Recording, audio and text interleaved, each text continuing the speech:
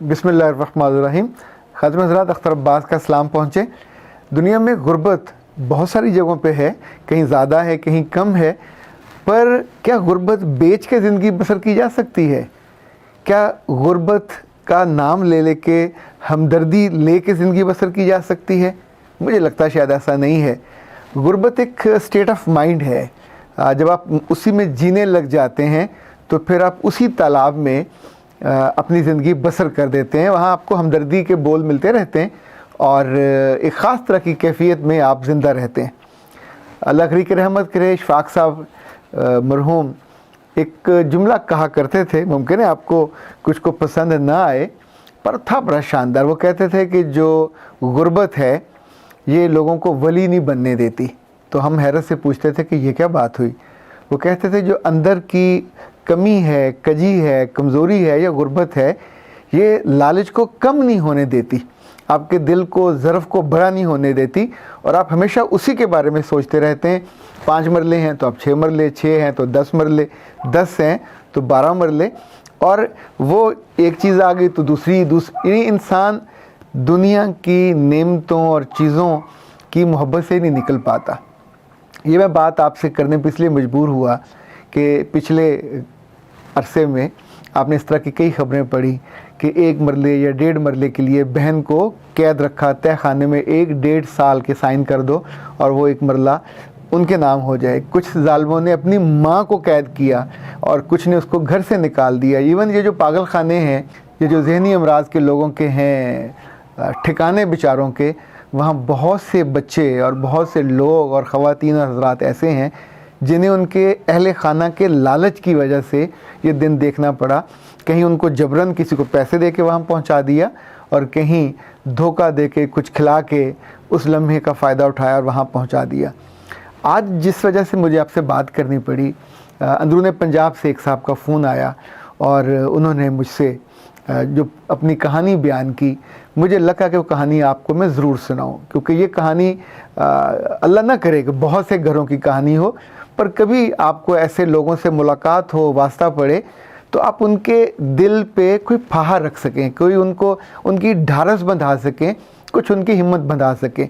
उन्होंने कहा कि मैं 30 साल पहले मेरी शादी हुई, मेरे 6 बच्चे हैं और मैं एक घर में रहता हूँ, उसकी बुनियादी ज़रूरियात नहीं हैं, उसमें बाथरूम की दीवारें नहीं हैं, फ़र्श नहीं है, वगैरह वगैरह, और मैं अब जॉब से रिटायर हो गया हूँ और मैं बीमार हूँ। और ये सारा स्टोरी सुनाते सुनाते उन्होंने कहा कि जो मेरी सास है वो बड़ी जालिम है, उसकी 5 बेटियां हैं और वो जिस घर में रहती है वो उसमें हमें अगर हिस्सा दे दे तो अपनी दीवार बना लें, हम अपना बाथरूम बना लें, अपना फ़र्श बना लें। मैंने उनसे पूछा कि आपकी सास कितने कनाल के घर में रहती हैं जिसको वो बेच दें तो आपके काम आ जाए? तो उन्होंने कहा नहीं, कनाल तो नहीं, एक 1.25 मरले का घर है जिसमें वो रहती हैं। तो मैंने कहा उनके साथ कौन रहता है? उन्होंने कहा उनकी एक बेवा बेटी है, उसके 3-4 बच्चे हैं, वो भी साथ रहती हैं। तो मैंने पूछा कि आपकी सास के जो मियाँ हैं उनका, वो तो बहुत साल पहले फौत हो गए, वो भी गरीब आदमी थे और बड़ी मुश्किल से गुजारा करते थे। तो मेरा हैरत से सवाल यही बनता था कि इतने साल पहले उनके मियाँ फौत हो गए, बेटी भी बेवा है, तो उनका गुजर बसर कैसे होता है? तो उन्होंने कहा जो उनके 4 भाई हैं, तो 4 भाइयों में से 3 को तो ख्याल भी नहीं, कभी उन्होंने मुड़ के भी नहीं देखा, पर एक को पता नहीं क्या प्रॉब्लम है, वो उनकी मदद करता है। तो मैंने पूछा कितने सालों से? कहा कि कोई 30-35 साल से वही उनके खाने का, वही उनके बिलों का और उसी का अरेंज करता है, वही उसका इंतज़ाम और एहतमाम करता है, उसी ने हम सब की शादियाँ की। तो मैंने उससे कहा कि वो जो है भाई जो सारी ये मदद करता है, क्या उसको कोई लालच है? उसने कहा नहीं, लालच तो क्या होगा, पर मुमकिन है कि खुदा तरसी नमा कोई चीज़ हो। अब जो असल प्रॉब्लम है वो ये है कि हमने सास से कहा अपना ये घर बेचकर हमें हिस्सा दो, तो हमारी सास ने कितना जुल्म किया कि कहा कि मेरे भाई से मशवरा कर लो, उससे पूछ लो, अगर वो इजाज़त देता है। तब उन साहब का ये सवाल मुझसे था कि क्या इस्लाम इस बात की इजाज़त देता है? तो मैंने मुस्कुराते हुए उनसे कहा कि पिछले 30 साल से वो ख़ातून कसम पुरसी में गुज़र बसर कर रही है, उसका कोई ज़रिया आमदन नहीं है, तो क्या आपका इस्लाम इस बात की आपको तरगीब नहीं देता रहा कि उसके ख़र्चे आप पूरा करते? अभी तो उसकी बेटी के मियाँ थे कहने लगे नहीं हम तो गरीब आदमी थे, हम तो शुरू से गरीब हैं और हमारी गुर्बत तो ज़ाहिर व बाहर है। तो फिर मैंने कहा कि अगर उनका भाई मदद करता रहा, कहने लगे नहीं एक बहन भी उनकी मदद करती है, पर बाकी 3 भाई जो हैं वो बिल्कुल मदद नहीं करते। लेकिन कितना जुल्म है, कितनी ज़्यादती है कि वो हमारे लिए उस घर को बेच नहीं रही। तो मैंने उनसे कहा उस एक मरले को घर को वो बेच दें, कितने कमरे हैं? उन्होंने कहा जी 1 कमरा है। तो उस 1 कमरे में 2 बेवाएँ, उनके बच्चे, और जब बाकी 3 बहनें आती हैं मिलने के लिए तो उस घर में आती हैं, तो फिर वो जो खातून बेचारी कहाँ जाए? कहा जैसे हम रहते हैं गुर्बत में आके हमारे पास रह ले। तो मैंने कहा वो अपनी आखिरी उम्र में रुसवा होने के लिए, ज़लील होने के लिए, बेयारो मददगार आपके पास तो अपने खाने के नहीं आपके पास आके पड़ जाए ताकि आप 2-4 दिन बाद धक्के दे के निकाल दें। खातून हज़रात, ये क्या माइंडसेट है? यानी अपने 4 नहीं 6 बच्चे हैं, 4 बेटियां हैं, 2 बेटे हैं, माशाल्लाह पढ़ रहे हैं। फिर मैंने उनसे कहा कि खुदा का नाम लें, और आप का ये है ही नहीं है बात करने का बनता। आपकी बीवी बात अगर करे तो वो करे ना, आप तो पार्टी नहीं है। अगर पार्टी बनते थे तो तब बनते थे अगर आप बेटे बन जाते, बेटे बन के अपनी माँ को सपोर्ट करते, उसको खिलाते पिलाते। 30 साल तो आपने मुड़ के नहीं देखा, और अब जब आपको ज़रूरत पड़ी है तो आप मांग रहे हैं। अच्छा, मांगना जब मिन्नत से होता है, यूँ तड़ी से थोड़ी होता है कि आप कभी इस्लाम के हवाले देने लगें, कभी माशरे के हवाले देने लगे। मैंने उनसे कहा कि अगर आप पर्या में बैठ जाएं 4 लोगों के बीच और अपना ये मसला बयान करें तो आप सोचें आपके पल्ले क्या बचेगा? कोई बंदा आपकी इज़्ज़त करने को तैयार होगा? खातिन हज़रात, जब फ़तह मक्का से पहले मुसलमानों का बहुत बुरा हाल था, जब हिजरत हुई तो हज़रत अब्दुर्रहमान बिन औफ, वहाँ सब कुछ उनका रह गया। तो अल्लाह के रसूल ने उनका मुख्तलिफ सहाबियों के साथ जो भाईचारा बनाया। अच्छा खातिन हज़रात, उनको मुआख़ात कहा जाता है, यानी एक महाजिर और एक जो वहाँ के मदीना के रहने वाले थे। तो हज़रत अब्दुर्रहमान बिन औफ ने अपनी गुर्बत नहीं बेची, ना ये कहा कि मैं खाली हाथ हूँ। जिस सहाबी के साथ अल्लाह के रसूल ने उनका भाईचारा कहा, उस अजीम आदमी ने ये कहा कि जितनी मेरी दौलत है आधी तुम्हारी, और मेरी 2 बीवियां हैं, तुम दोनों देख लो, दोनों में से जो तुम्हें पसंद है उसको मैं डाइवोर्स कर देता हूँ, वो इद्दत पूरी करे तो मुझसे शादी कर। आप सोचें, ये है अंदाज़े फ़िक्र अपने भाइयों के साथ मदद करने का। और उसने ये मौका अवेल नहीं किया। उसने कहा अल्लाह तुमको तुम्हारे खाने में, तुम्हारे रिस्क में, तुम्हारी बीवियों में बरकत दे। मुझे अल्लाह ने हुनर दिया है कमाने का, तुम मुझे बाज़ार का रास्ता दिखाओ। और उन्होंने उसको बाज़ार का रास्ता दिखाया, और वहाँ जाके जो उन्हें काम आता था व्यापार करने का, उन्होंने ऑलिव ऑयल किसी से लिया और उसको आगे बेच दिया।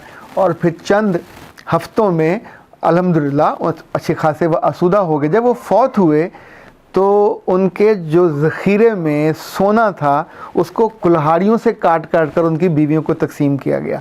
इस बीच में 20 दफ़ा ऐसा हुआ कि उस अहद में लाखों दिनार उन्होंने अल्लाह के रसूल सल्लल्लाहु अलैहि वसल्लम को दिए, 100 घोड़े और ऊँट, और जंगों के मौके पे।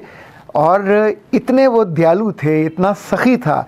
पर ये तब होता है जब आप अपनी गुर्बत को भूल के हिम्मत के साथ आगे बढ़ते हैं, वरना सारी उम्र आप कर्ज करते रहते हैं, लोगों की तरफ देखते रहते हैं। आप सोचिए, 4 उनकी बेटियां हैं, अल्लाह उनको ज़िंदगी दे, उनके बख्त अच्छे करे, क्या उनकी किस्मत अच्छी हो जहाँ जाके वो ब्याही जाएं।